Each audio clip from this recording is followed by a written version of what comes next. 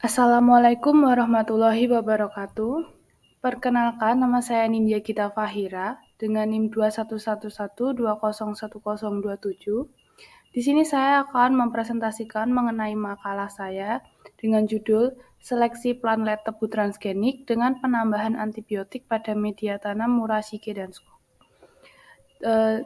Tugas ini dibuat untuk memenuhi tugas dari mata kuliah seminar umum yang diampu oleh Ibu Anissa Kumairo. Yang pertama ada latar belakang. Tebu adalah tanaman C4 yang dibudidayakan oleh sebagian besar daerah tropis dan subtropis dunia. Sukrosa disintesis melalui fotosintesis di daun, setelah itu diangkut dan terakumulasi dalam batang. Tebu merupakan tanaman yang penting karena kemampuannya memproduksi gula. Tingginya kebutuhan gula menciptakan tebu transgenik yang dapat menghasilkan gula yang lebih berkualitas. Galur tebu transgenik dikembangkan melalui proses seleksi yang melibatkan penggunaan antibiotik kanamisin. Keberhasilan keberlangsungan hidup dan pertumbuhan selanjutnya dari galur tebu transgenik dengan adanya kanamisin menunjukkan bahwa galur tersebut resisten terhadap antibiotik kanamisin. Adapun rumusan masalahnya yaitu pengaruh penambahan antibiotik di media Murashige dan Skok pada tanaman transgenik dan pengaruh penambahan antibiotik di media Murashige dan Skok pada tanaman non-transgenik. Tujuannya untuk mengetahui pengaruh antibiotik di media Murashige dan Skok pada tanaman transgenik dan untuk mengetahui pengaruh antibiotik di media Murashige dan Skok pada tanaman non-transgenik. Metode yang digunakan yaitu pertama pembuatan media Murashige dan Skok serta subkultur tanaman.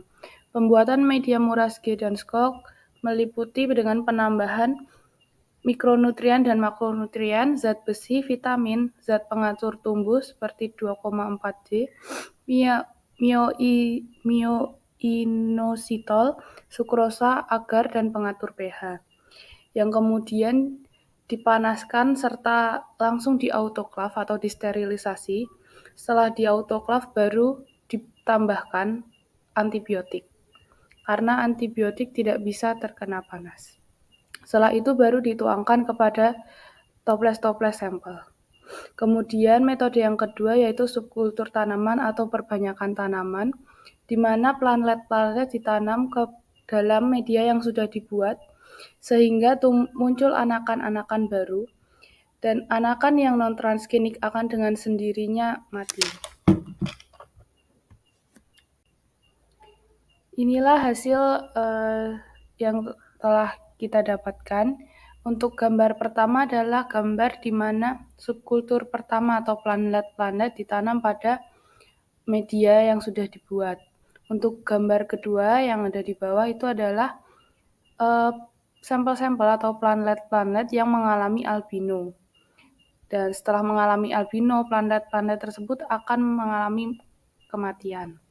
Kemudian pada gambar yang ada di sebelah kanan, itu adalah tanaman yang masih hidup meskipun dia diberikan antibiotik, sehingga dapat dipastikan bahwa itu adalah tanaman transgenik.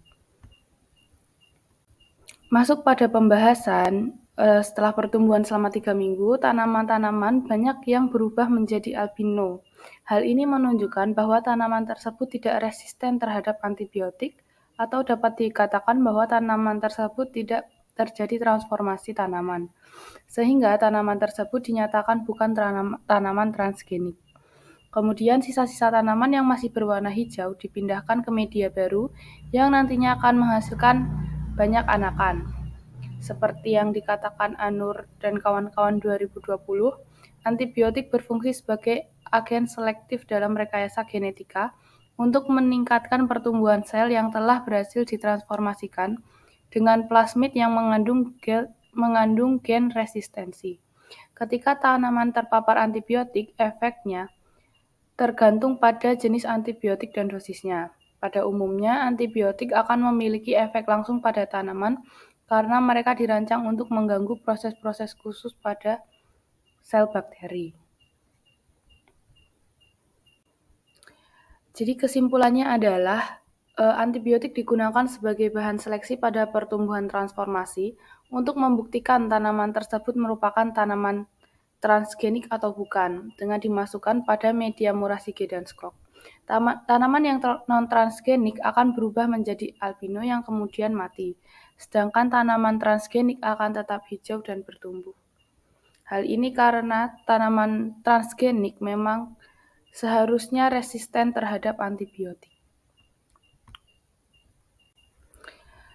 Sekian yang dapat saya sampaikan, kurang lebihnya mohon maaf. Wassalamualaikum warahmatullahi wabarakatuh.